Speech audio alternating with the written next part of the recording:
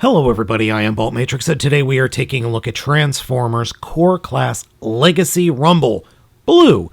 As you can see, Rumble is sitting inside Soundwave. This is the Walmart exclusive cassette form Soundwave with no issue. He fits in the Siege Soundwave without a problem. And pop it open, and here we have Rumble in tape mode. In tape mode, it looks like a cassette on one side and looks like a robot on the other. Well, a robot squatting down, that is. Here we have Tape Rumble with Laserbeak, Ratbat, Frenzy, and Ravage, all from previous releases. The Laserbeak is from the tape deck version of Soundwave, and then last three are all releases that we got in the Siege line. An issue that I have experienced with my figure that I don't know if it's widespread is that my figure is a little bent in this mode, and he kind of bends in a curve. It's really hard to see on camera, but you definitely see it in person. So you can see the curve there. Even if I twist the legs a little bit better, it still falls back into that curve shape. And I'm not sure what's causing it, but I did notice that there is a very, very, very gentle curve along the back of the robot mode. So, speaking of the robot mode, transformation, very simple.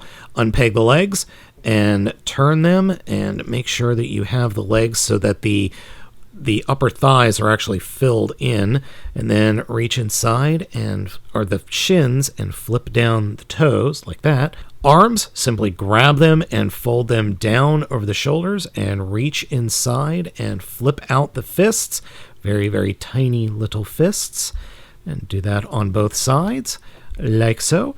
And then come in and flip up the head and turn it around, and we have the little guy transformed. In terms of robot mode, I think the robot mode is excellent. The coloring is perfect. This is exactly what I think Rumble should look like. And the overall aesthetic and proportions are also perfect. Plus, that head sculpt is exactly the grimace that I want from a little Rumble. I like the look of this figure quite a bit, and it works a lot better than the Siege version of Rumble that we got, a year and a half ago? Here is the new Rumble next to Frenzy on the left and Rumble on the right.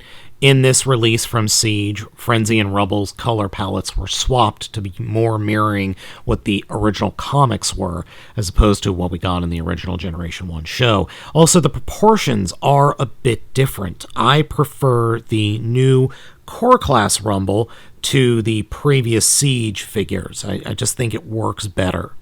In terms of size compared to other Core Class figures, Rumble is a lot smaller. It is just about half the size of current, or I should say previous Core Class, because here's Bombburst, who is actually a little bit smaller than Megatron and Soundwave. Just a smidge smaller than Soundwave, but Rumble's a lot smaller, though the same price point. But that's where the accessories come into play. Rumble comes with everything you see here. Instruction booklet, 2 pile drivers, and 2 guns. And these are the classic Rumble weapons. I would have loved for them to have been, cast in silver or painted in silver. I could do that myself, but they're not. They're in white, which is a bit of a shame. They peg onto the back of the figure with no problems, though my ham hands do have a little bit of an issue given the size of everything involved. It's just a me issue. It's not an actual issue with the figure. I can't argue with the look, though. However, I do wish the guns were filled in fully. Again, something I can do myself, but it is a little bit annoying. I do like the look, though, because I really do think Rumble needs the guns hanging off his back. They are mountable in robot mode, specifically on the forearms, because unfortunately his hands aren't molded with holes in them, so you can have him go pew pew pew pew pew pew pew pew. And for those wondering, unfortunately, no, the weapons are not mountable on this Frenzy, or aka Rumble. There's nowhere to peg him in, unfortunately, which is sad. To mount the pile drivers, first take the arms and point them straight out. Fold the fists up into the forearms, like so. Turn the arms so that the ball joint is pointing forward. And then plug them in. Like that. And we have pile drivers! Yay! Unfortunately, the pile drivers aren't posable in any manner. They're just solid pieces of plastic. I'm okay with that because the figure itself is highly posable. Unfortunately, it doesn't have any posability in the elbows. It only has those ball joints and hinges in the shoulders, and then swivels and hinges and ball joints in the knees and the hips. And yeah, the overall look works well. It's not perfect, but it's good enough. Now, with the previous released figures, you can get the pile drivers in place. You take the arms or hands, fold them all the way in, and then turn them and attach the pile drivers in place. It looks absolutely ridiculous, but technically does work. Yeah, again, it technically works, but it is ugly. The only difference here with this Frenzy mold as opposed to Rumble here is I just flipped the arms around, and that does look better.